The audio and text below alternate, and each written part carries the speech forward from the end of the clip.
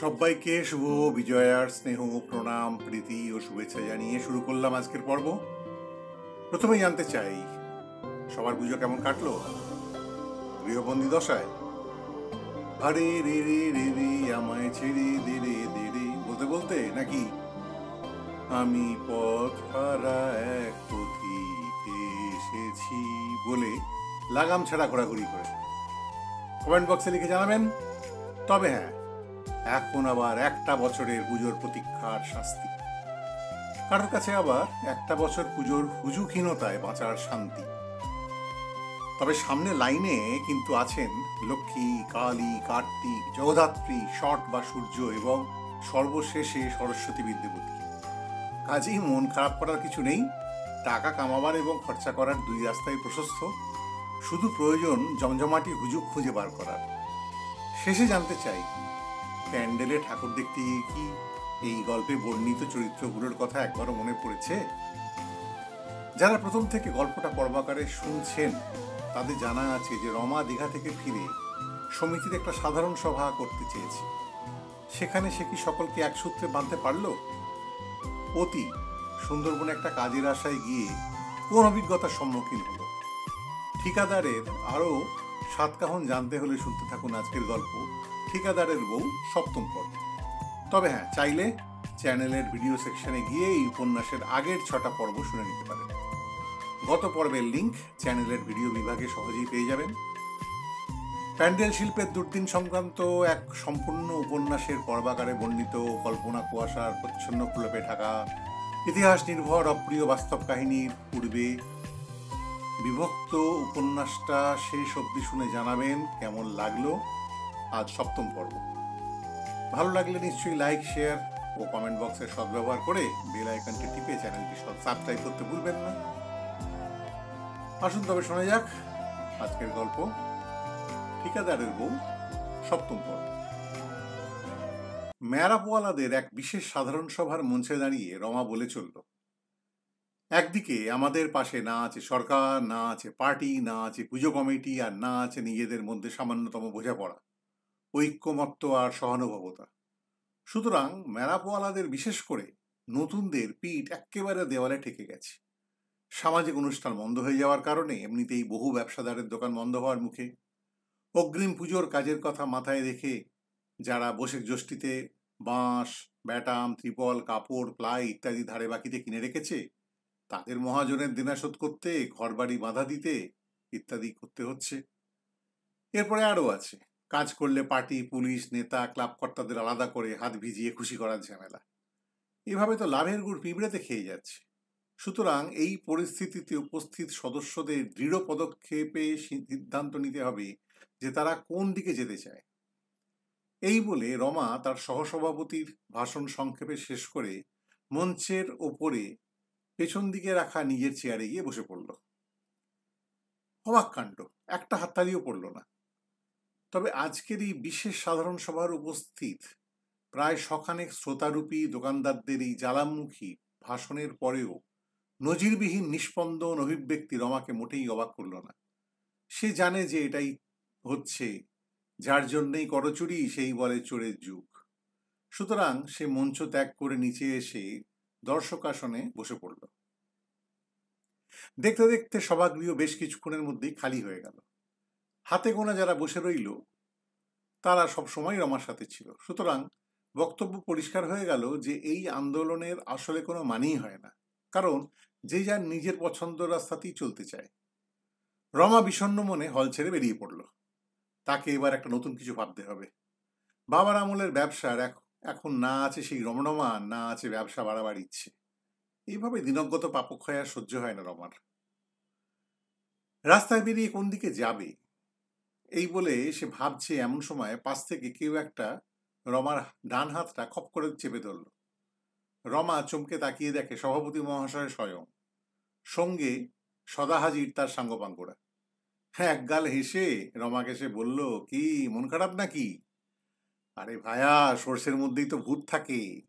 আচ্ছা, তুমি তো সবার কথাই একে একে করে বললে, কিন্তু আসল লোকেদের কথা তো বলতেই চাইলে না বা এড়িয়ে গেলে। আমি বলছি ফোরাম, সিটি গেট, জয়মনসা বা সুতানুটিদের কথা। এরাই তো এখন বিগ বস, এই ম্যারাপ শিল্প নিয়ন্ত্রণ করছে। তা কি তুমি আর জানো না? সবই জানো। ডান হাতের দু আঙুলের মাঝে ধরা একটা সিগারেটে লম্বা টান মেরে সে বলল, তুমি জানো যে এদের কত টাকার কাজ ধারে বাকিতে হয়? সরকারি সমস্ত কাজের বরাত এরাই তো দিনের পর দিন পেয়ে আসছে এবং নিমন্ত্রণ করছে। কত লাল নীল হলো আর কত নীল লাল হলে কি হয়, এরা কিন্তু সরকারি কাজের, ভোটের কাজের, 26শে জানুয়ারি প্যারাডের কাজের, বইমেলা বা ট্রেড ফেয়ারের কাজের, পুজোর রাস্তার ব্যারিকেডের কাজের এক চেটিয়া বরাত পেয়েই থাকে। কেউ টেন্ডারের ধারও ধারে না।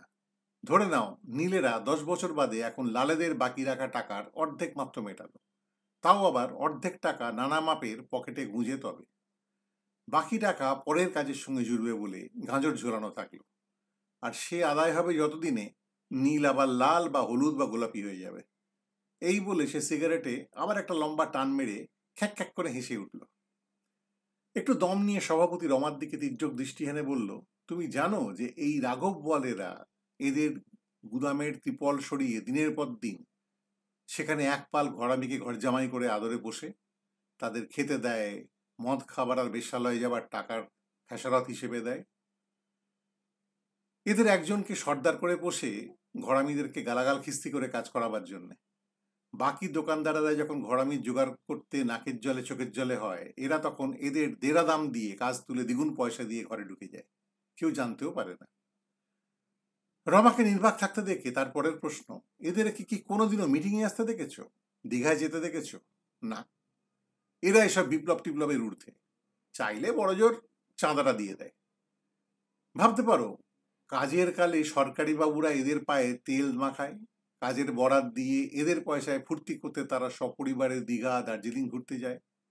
তুমি সবাইকে নিয়ে সংগঠন করে কি করবে বলো? আজ এই রাঘব বলেরা চাইলে, তোমার ভাষায় ছোট দোকানদারেরা এক্ষুনি ছুটবে এদেরকেই চুপি চুপি মাল সাপ্লাই দিতে।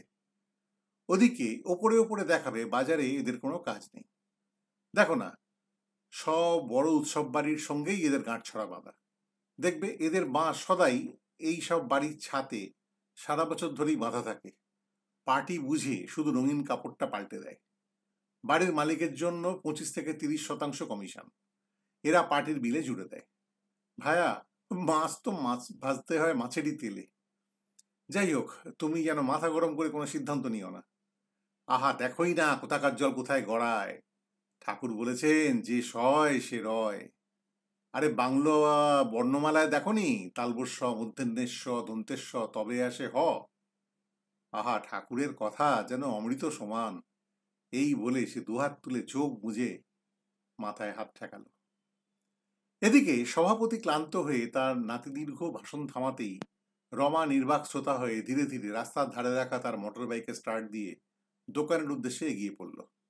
পেছনে পড়ে রইল একদল বেইমান, চুকলিবাজ, ধান্দাবাজ, সুবিধেবাদী আর জ্ঞানপাপীর দল। খুবই অপমানিত লাগছিল রমার নিজেকে। মনে হচ্ছিল বেশি মাতব্বরি করে নেতা না সাজলেই ভালো হতো। রমার এটা ভাবতেই গলাটা কিরকম ভারী হয়ে এলো। সে ভাবল যে কত দিনরাত সে নিজের ব্যবসা আর পরিবারকে না দিয়ে যে এদের পেছনে ঘুরে বেরিয়েছে তার কোনো হিসেব নেই। আজ সংসারে অশান্তির অনেকটাই এদের কারণে হয়েছে। ইচ্ছে না থাকলেও এদের কারণে আর এদের সঙ্গে কতই না জায়গায় ঘুরে বেরিয়েছে রমা। ফলস্বরূপ মঞ্জুর সঙ্গে চূড়ান্ত অশান্তি। ছেলেরা সঙ্গে যেতে চেয়েছে, রমা ওদেরকে নিয়ে যেতে পারেনি বা চায়নি। দোকান বন্ধ করে মিটিং করতে গিয়ে কত যে খদ্দের ফিরে গেছে তার হিসেব নেই। ঘরের খেয়ে বোনের মোষ তাড়াতে গিয়ে নিজের শরীরেরও সে চূড়ান্ত ক্ষতি করেছে। খাওয়া দাওয়াতেও নিদারুণ অবহেলা করেছে। কতদিন সে মঞ্জুকে নিয়ে একটা সিনেমা দেখতে বা হোটেলে খেতে যায়নি।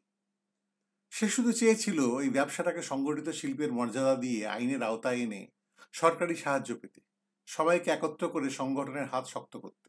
শুধু দীঘায় গিয়ে মদ খেয়ে হৈহুল্লোড় করে কাজ না দেখিয়ে এই শিল্পের সঙ্গে জড়িত সব মানুষগুলোকে প্রকৃত শিল্পীর মর্যাদা দেবার জন্য কাজ করতে। সে জানে যে এই ব্যবসায় ব্যাংক ঋণ দেয় না, ইন্স্যুরেন্স কোম্পানি পলিসি দেয় না। কাঁচা পয়সায় কাজ হয় বলে বাকি রাখা পয়সা মেরে দিতে পুজো কমিটিদের খুব সুবিধে হয়। সঠিক চুক্তিপত্র বানিয়ে কাজ হয় না বলে বাকি আদায় না দিলে আদালতে মামলাও করা যায় না। অস্বচ্ছ ব্যবসা পরিচালনার পরিবেশের কারণে শ্রম আইন মানা যায় না। ট্যাক্স দেবার তো প্রশ্নই ওঠে না। প্রতিযোগিতা আইন বলে যে কিছু একটা বস্তু আছে তা কেউ জানেও না, জানার চেষ্টাও করে না, আর জানলেও মানে না বা তা দেখারও কেউ নেই। তাহলে আর কথায় কথায় এরা একদল হয়ে কাজ বন্ধ করে দেবার ভয় দেখাতো না। যুগ যুগ ধরে নেতা, পুলিশ, পার্টি, দাদা দিদিদের হাত পালিশ করেই এই ব্যবসা চলেছে এবং হয়তো চলবেও। তবে হ্যাঁ, সেটা আর কতদিন চলবে সেটাই দেখার। চিন্তায় হঠাৎ ছেদ পড়ল রমার। সে বুঝতে পারেনি যে কখন সে দোকানের রাস্তা ছেড়ে বেশ খানিকটা এগিয়ে গেছে। রাস্তাটা ওয়ান ওয়ে, তাই ডান দিকের সরু গলিতে ঢুকে রমাকে তার দোকানে একটু ঘুর পথেই আসতে হলো। এদিকে বিকেল গড়িয়ে সন্ধে হয়ে এসছে, সারাদিন কিছু খাওয়াও হয়নি তার। এক গ্লাস জল ঢকঢক করে গলায় ঢেলে সে চুপ করে অনেকক্ষণ বসে রইল। তারপরে সে ভাবলো এই পাপের প্রায়শ্চিত্ত তাকেই করতে হবে। ঠাকুরকে ধূপ দেখিয়ে দোকান বন্ধ করে সে উঠে পড়ল। একবার বাজার ঘুরে যাবে, যদি ইলিশ মাছ পাওয়া যায়। তবে আপাতত বাপুজি কেক সহযোগে একটু চা পেলে মন্দ হয় না। সারাদিন পুতিরও কোনো খবর নেওয়া হয়নি। একবার ফোন করলে হয়, মঞ্জুকে ফোন করলেই সব খবর পাওয়া যাবে। কিন্তু এই ভর সন্ধ্যায় মঞ্জুর গীতা পাঠ শোনার তার কোনো ইচ্ছে নেই। 7-5 ভেবে সে পতিকেই ফোন করলো, কিন্তু নেটওয়ার্ক কভারেজের বাইরে বলে ফোনটা লাগলো না।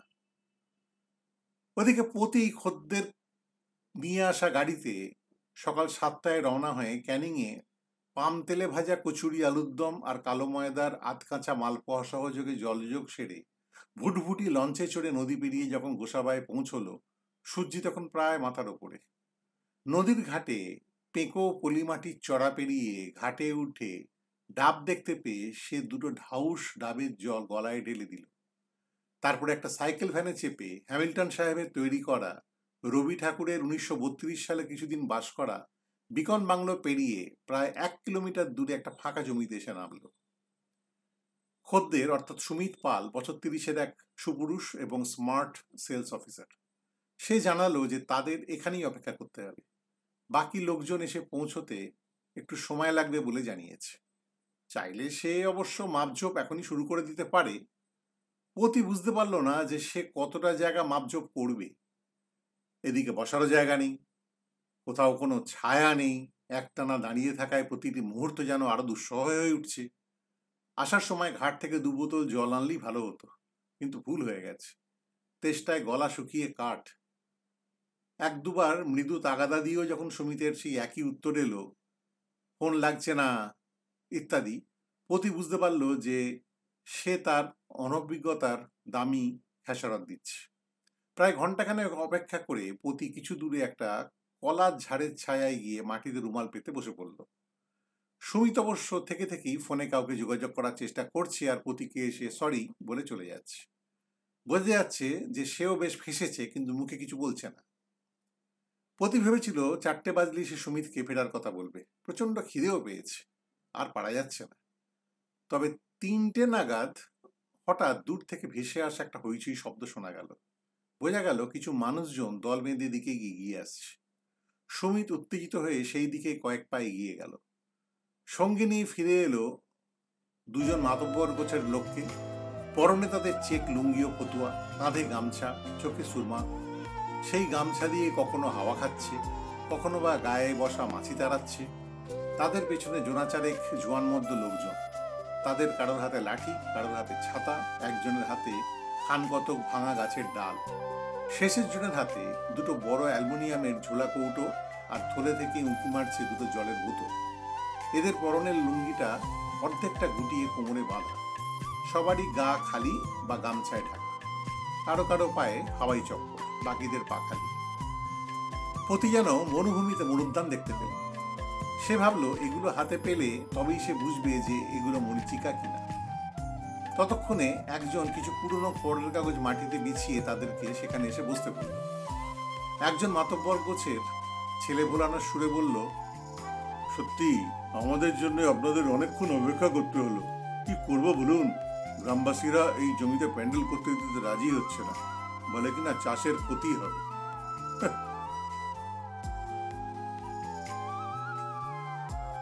আজ তবে এখানেই শেষ করি। সবাই ভালো থাকবেন, সাবধানে থাকবেন। আর হ্যাঁ, গল্পের বিষয়টা নিয়ে পারলে একটু ভাববেন, আর আপনার ভাবনা আমাকেও জানাবেন। কোনো এক সপ্তান্তের আসরে আবার দেখা হবে এই উপন্যাসেরই পরবর্তী পর্ব নিয়ে নিচয়গল্প চ্যানেলে। নমস্কার, টাটা।